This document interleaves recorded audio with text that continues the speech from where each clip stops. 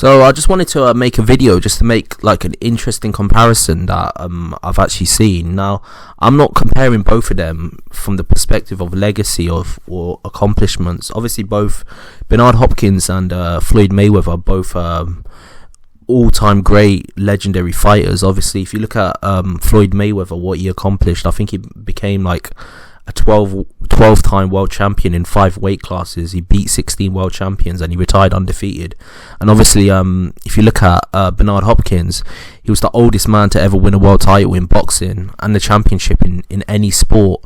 He also made 20 world title defenses and he beat loads of great fighters like the likes of Felix Trinidad, Oscar De La Hoya, Kelly Pavlik. He beat countless fighters, countless great fighters. So both of them are obviously all-time great legends. But one comparison that I just wanted to make is, if you look at Bernard Hopkins, at the age of 45, he was coming off a loss to Joe Calzaghe, which a lot of people actually thought that he won the fight. They said the fight was close enough to be a draw if they were scoring it effectively. So at the age of 45, he was coming off a close contested decision loss to Joe Calzaghe, right? And then he gets a fight with Kelly Pavlik. Now, those that don't remember, Kelly Pavlik at that time was one of the most dynamic young talents in the sport. Kelly Pavlik was he was literally knocking everyone out. He was undefeated. He was a puncher, and he was coming off 2 consecutive wins against Jermaine Taylor. So he obviously, the first fight was a back and forth action fight where Jermaine Taylor had him on the canvas, and then Kelly Pavlik got up and he put Jermaine Taylor on the canvas, and Jermaine Taylor never got up again. And then the second fight, he beat him again. It was a lot harder for him, but Jermaine Taylor didn't actually stand in front of him like a puncher like Kelly Pavlik. You shouldn't stand in front of him because of his ferocious power, right? And obviously the fight was harder, but obviously Kelly Pavlik clearly won, and he managed to defend. I think it was at a catch weight, that fight. The fight was a little bit bigger. But if you can make a comparison, when Bernard Hopkins fought him, he was obviously the underdog in that fight. He was 45. He was coming off a loss to Calzaghe, which was closely contested. But a lot of people thought, like, this guy must be at the end of his road, right?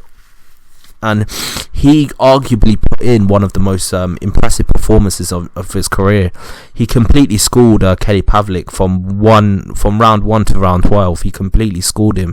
Now, obviously, there's other factors going into it. Kelly Pavlik, for whatever reason, whenever he goes above 160, 168, he just didn't have the same level of snap, and I think even Bernard Hopkins post-fight actually admitted that. He said Kelly Pavlik at his natural weight class is ferocious and one of the most ferocious punchers in boxing, and one of the I think he said in his post-fight interview he's unbeatable at 168 or 160, one of them weights.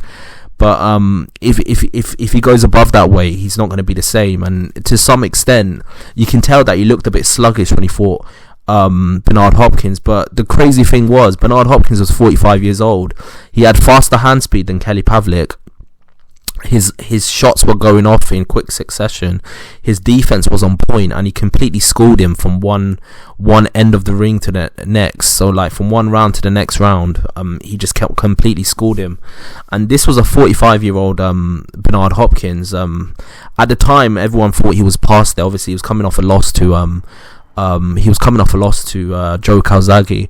The funny thing is, though, like, the person that ended Bernard Hopkins' 20 defenses was Jermaine Taylor. Jermaine Taylor was a fighter that was who actually managed to beat Bernard Hopkins twice. But the ironic thing is, it was a stylistic issue because obviously he lost to Kelly Pavlik. But one thing you need to acknowledge is the fact that if you look at it,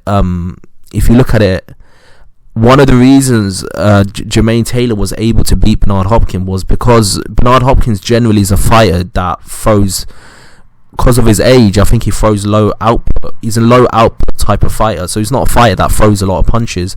And because of that, I think Jermaine Taylor was able to actually hide his deficiencies in stamina because of the fact that he was fighting a fighter that used to fight in spurts the way Bernard Hopkins did. And obviously, we saw what happened.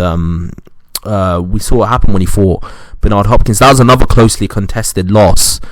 Bernard Hopkins seems to, at that point in his career, whenever he would lose, he would always lose in close decisions. It was never clear cut. A lot of people thought that Bernard Hopkins had done enough to win the first fight and the second fight. Obviously, Jermaine Taylor did end his undefeated run. I think he was undefeated for 10 years or 11 years before he lost to Jermaine Taylor. There is a lot of things going on in terms of that fight. I think at the time, Bernard Hopkins was going through a lawsuit with Lou DiBella. Lou DiBella is obviously the promoter of Jermaine Taylor. So he was going through a lawsuit with Lou DiBella, and they were both suing each other for the fact that there was some contractual dispute or something that was going on. I think Lou DiBella used to actually promote Bernard Hopkins, and he was the one that actually got Bernard Hopkins in a middleweight tournament where he fought all the other title holders. Obviously, Bernard Hopkins won that tournament, and he capped that tournament off by beating Felix Trinidad and winning his title. He also, I think he beat William Joppy, and he beat another fighter called David Reed or something, who used to have this droopy eye. So yeah, he managed to beat all of these fighters, and the person that got him into that tournament was actually Lou DiBella. Lou DiBella at the time was an executive for HBO, and then he was the one that was promoting Jermaine Taylor. And then obviously when they got into their fight, I'm not saying anything, but you can tell a powerful promoter might have some influence with the judges, allegedly.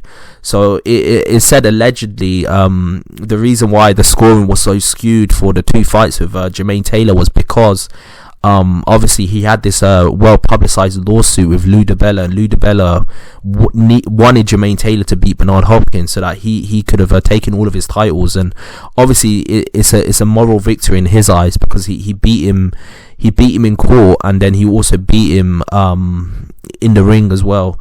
But I just find it interesting when you compare both Floyd Mayweather and Bernard Hopkins. When Bernard Hopkins was 45, he was beating a young Kelly Pavlik who was 26, who was game and who had his whole career ahead of him, and who was undefeated and was coming off the biggest win of his career.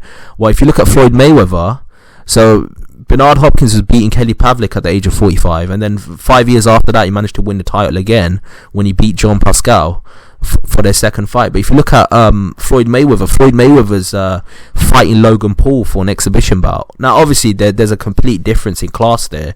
You can't even compare Logan Paul or Jake Paul or Logan Paul, one of them, to a YouTuber compared to an undefeated middleweight world champion who just managed to knock out Jermaine Taylor twice, who managed to knock out Jermaine Taylor to win the title, and who was undefeated and was running through the weight class and knocking everyone out. So I just think it's worth pointing out, like, everyone likes to call Floyd Mayweather TBE, and he is an all-time great, but to put it into perspective, when Floyd Mayweather was 45, he was fighting Logan Paul for an exhibition bout. When Bernard Hopkins was 45, he was beating the brakes off Kelly Pavlik, who's at the time was one of the most ferocious middleweight champions at the time, and who was like this dynamic force that was running through everyone. So I just think it's fair to make I'm just comparing just them two particular fights at a similar age when they fought them, between Floyd Mayweather and Bernard Hopkins. But tell me what you think. What do you think? Who do you think has a better legacy? Do you think Bernard Hopkins has a better legacy than Floyd Mayweather, or do you think Floyd Mayweather has a better legacy than than Bernard Hopkins? Who do you think has a better legacy? Tell me below, and I've got a lot more content coming for you.